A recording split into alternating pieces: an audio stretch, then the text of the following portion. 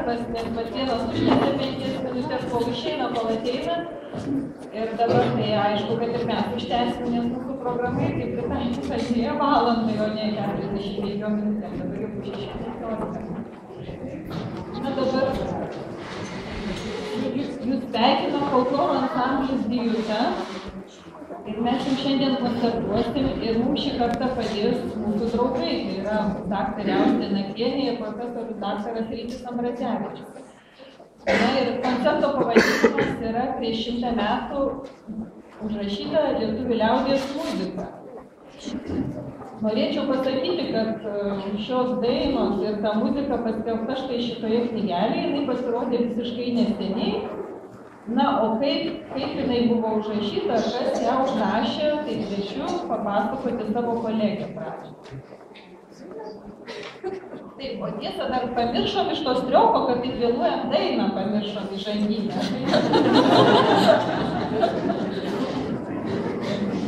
Tai lakšto, lakšto, tejen mariu, tai lakšto, lakšto, tejen mariu.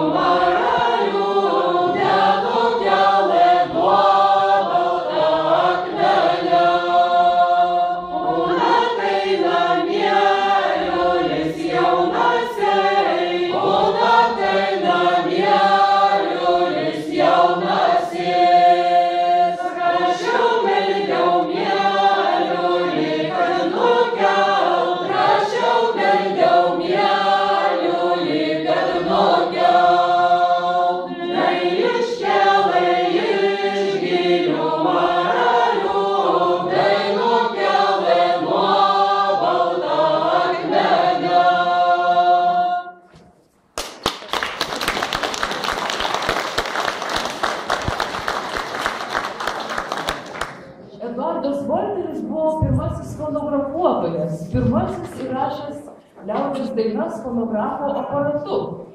Iš atvirlaiškių siųstų Jonui Basanavičiui žinom, kad jis turėjo net 3 tuos aparatus. O Lietuvių mokslo draugija, įsikūrusi 1907 metais, jų dar neturėjo.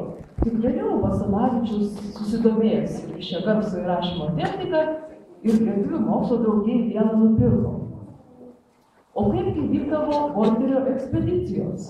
Jam padėdavo lietuviai studentai, kurie studijavo Peterburgo universitete ir kuriuos jis su žmona globojo.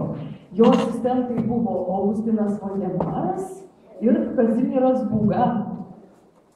Jie pasikviesdavo jį apsigyventi savo tėvų sodybose, jis ten apsistodavo, lankydavo aplinkinius kaimus, net 2 kartus jis buvo atvažiavęs į archaišką Dysnos kaimą, kur gyveno Voldemarų namuose. Jam dainavo ir dūdmaišių grojo patys šeimininkai. Tai Augustino Voldemaro, būsimo Lietuvos pirmojo ministro pirmininko mama buvo Voldemarienė ir jo tėvas Juozas Voldemaras. Dabar mes kaip tik ir jau girdėjom vieną ir girdėsim dar kelias iš Agotos Voldemarienės užrašytas dainas. Žalia žalynėlį, žalias dievegėlį,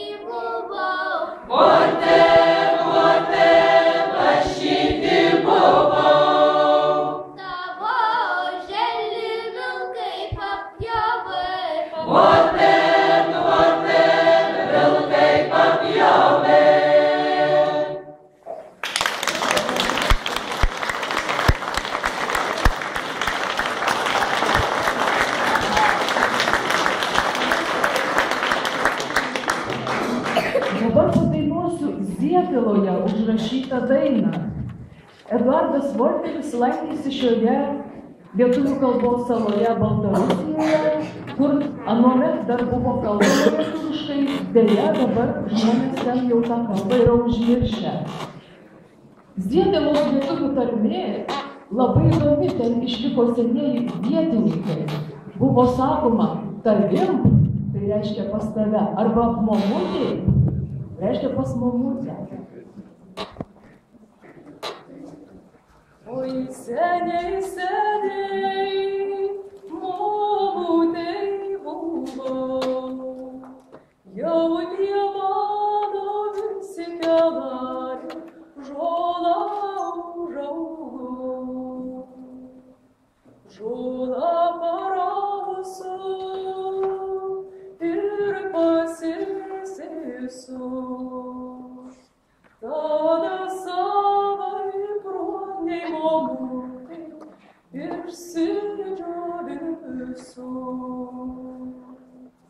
Momute mano, saulute mano,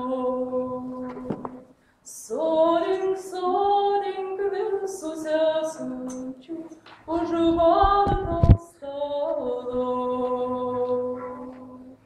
Jūs gerkite vyną, o aš vandenėlį.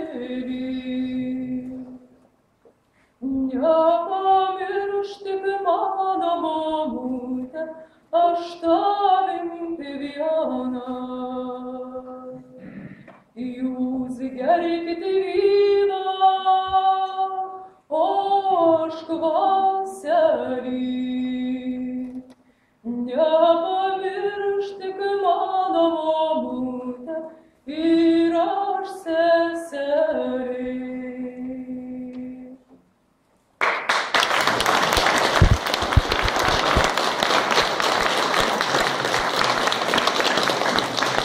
O dar Volteris padainuos ir pašoks vienintelę Volterio užrašytą sutartinę. Gal mes norėtume, kad jis būtų jų daugiau įrašęs, bet boleriuose tik viena, gal jis dar nemokėjo paklaust, gal net nežinojo, kad yra tokia dainų rūšis.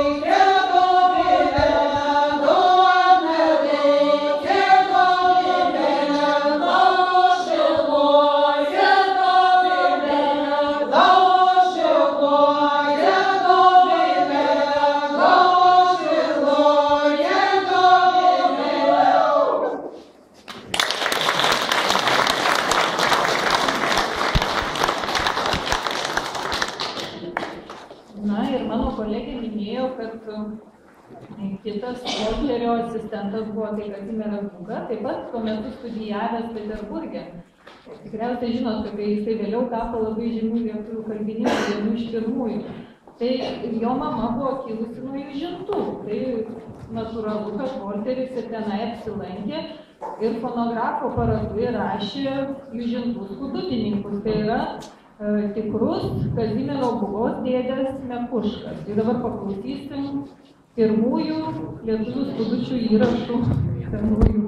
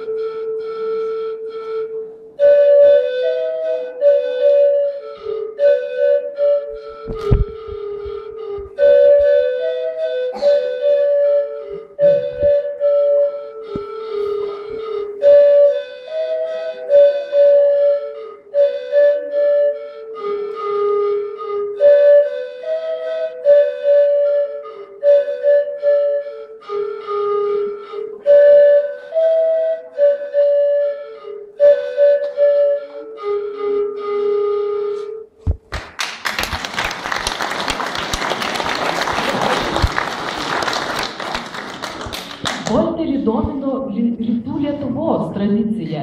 Jis lankėsi Adutiškyje.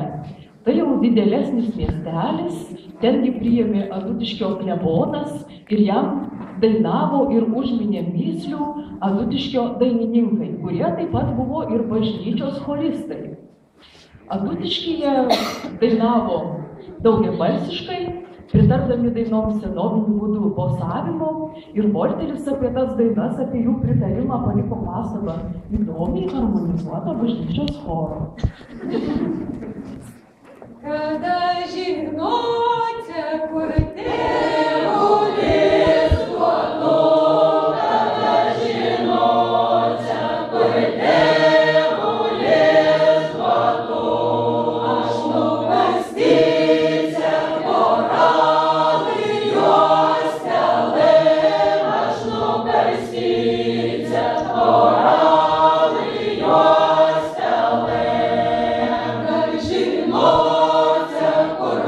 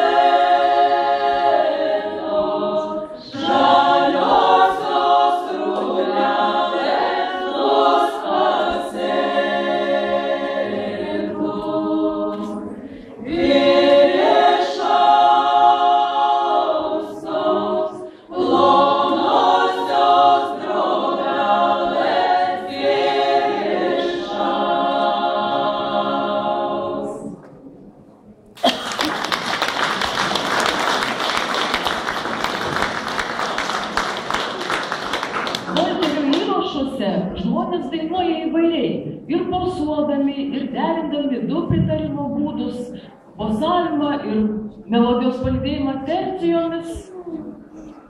Bet turbūt didžiausia jo kolekcijos staigmena vis tik yra su Burdono pritarimu užrašytas dainavimas Dzūkijoje, nes mes įsivaizdavom šį regioną esant vienbalsumo židiniu. Tačiau net kelios grupės dainininkių dainavo šitai pritardamos su tęsiamu bosu. Vadinasi, Dzūkijoje tikrai būta Burdoninių daugiabalsų.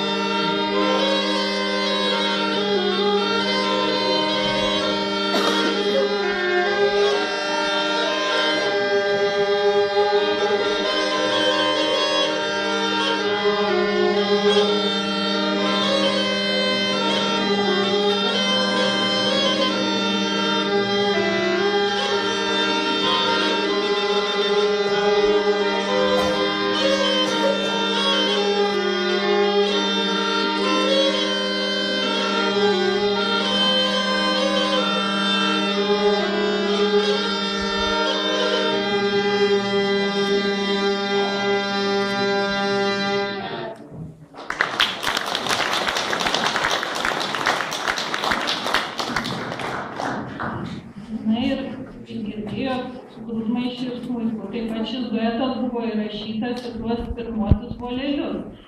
Na ir dūdmaišių grojo Juozapas Valdemaras, tai yra ministro pirmininko Augustino Valdemaro tėtis, ir jo kaimynas ir giminaitis Feliksas Krasauskas. Ir jie grojo tiesiog vienbalsiškai, tai yra unisonu tą pačią melodiją.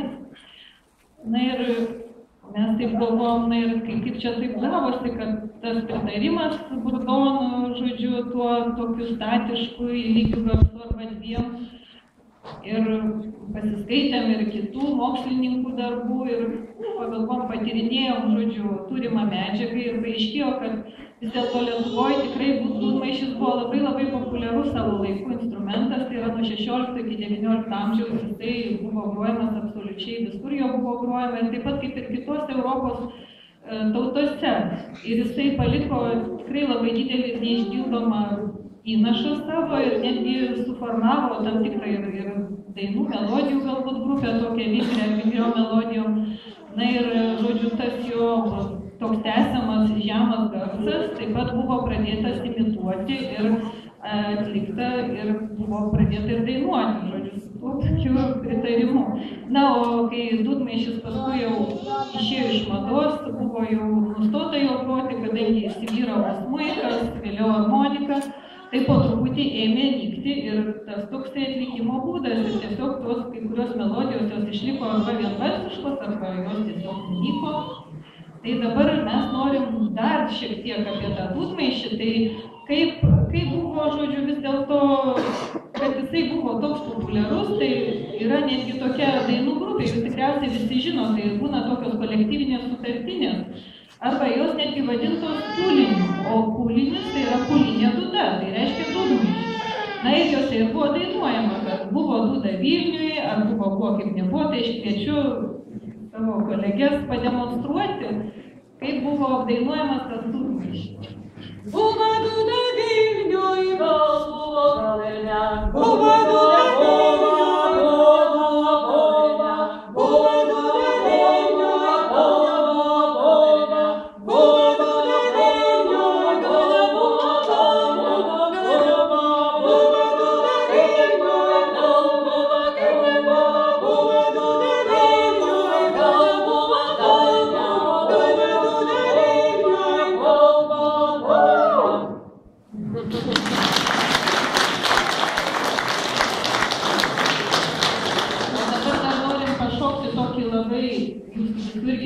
Žinoma, ratelį, duosiu Petrui Pūkų bliūdą. Tai aišku, jie apie dūdmaišį, kaip jį gamina, patys paklausyti. Duosiu Petrui Pūkų bliūdą, tegul pučia labai liūdą. Ir dūda, dūda, ir dūda, dūda. Duosiu Pūkų Yeah.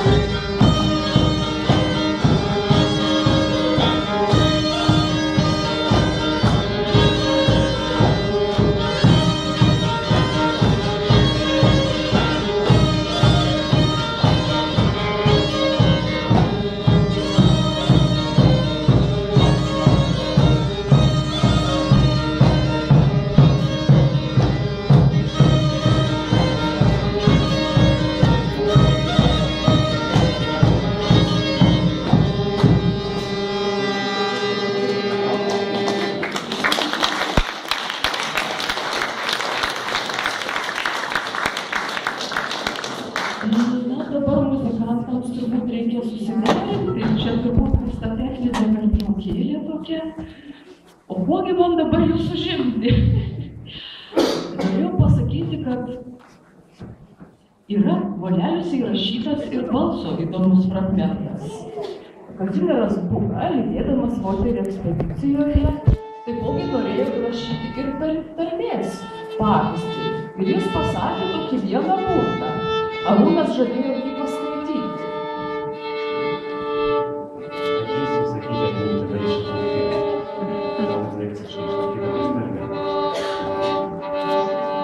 Kad nori, kad merga sektų paskui, reikia rūgėpjūti, kai niekas nematytų, pakurink pirtis, daržinė mauko, kad dūmai nerūktų. Atsisėst ant balų, užpilk daro ir šluostyt savo prakaitų dalin. Ir tada paskui tuo prakaitų darbų apgirti. Nu tai tada, ta merga visada bus ir eis paskui dažnai.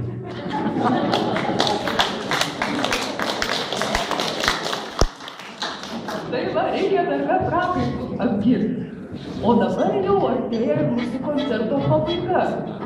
Girdėsite ir matysite šokant tokį labai savotišką Zverečiaus kadrilių, o pabaigoje skambės Šilavotė užrašyta daina.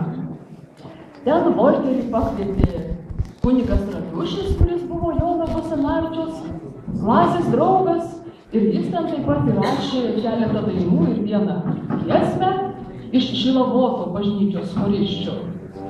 Ten irgi jos giedojo ir dainavo 3 balsais. Ir aš manau, kad kažkaip labai panašiai galbūt dainavo ir tie 19 amžiaus dar laikų plojimo, teatrų plojimo vakarų chorai.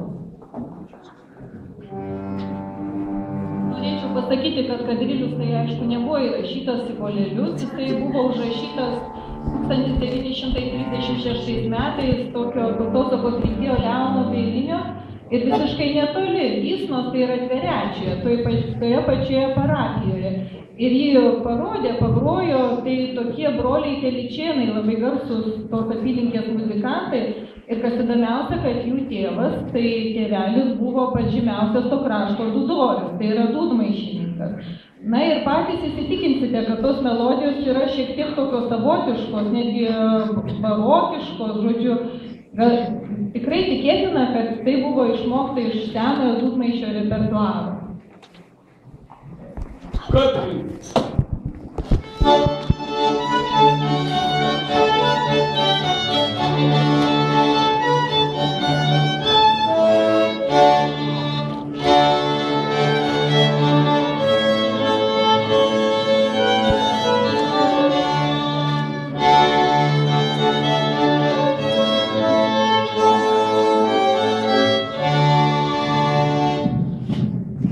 Pirmas punktas.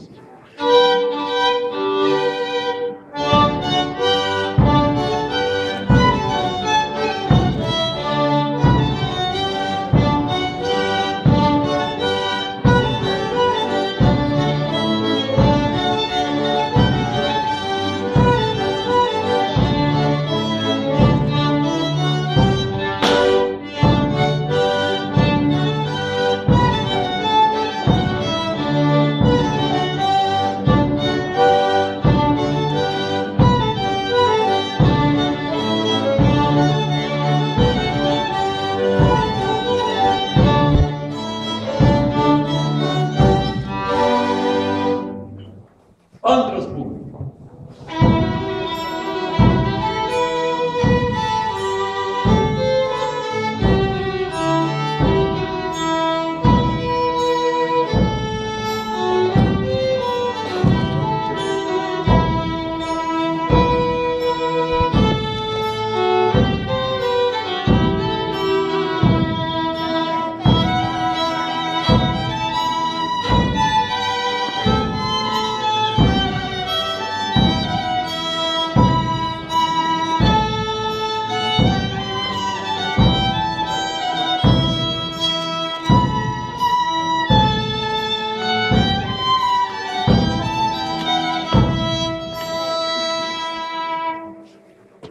punktas.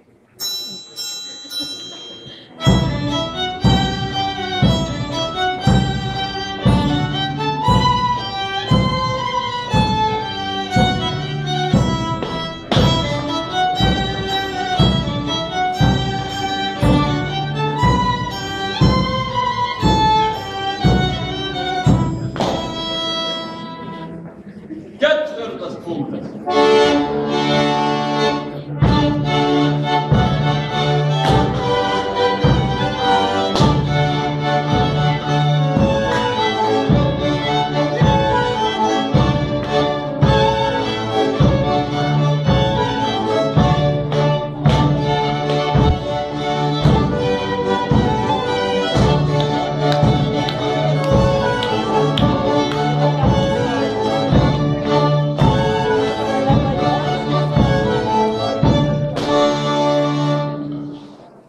Penktas punktas.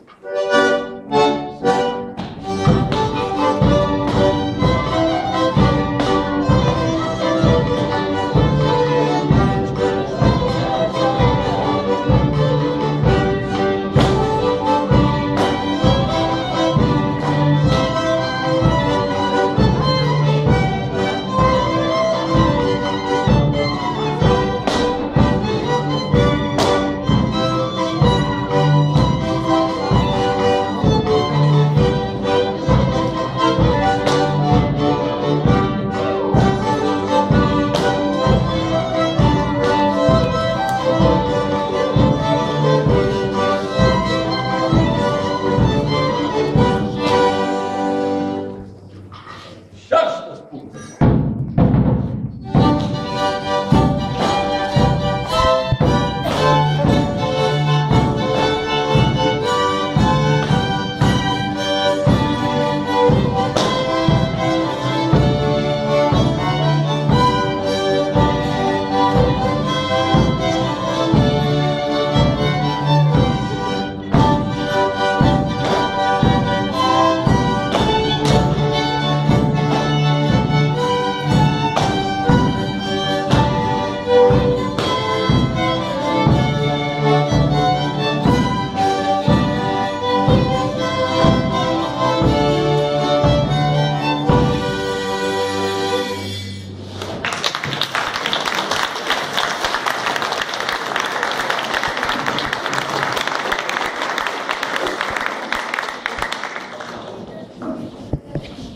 Раздочи со задок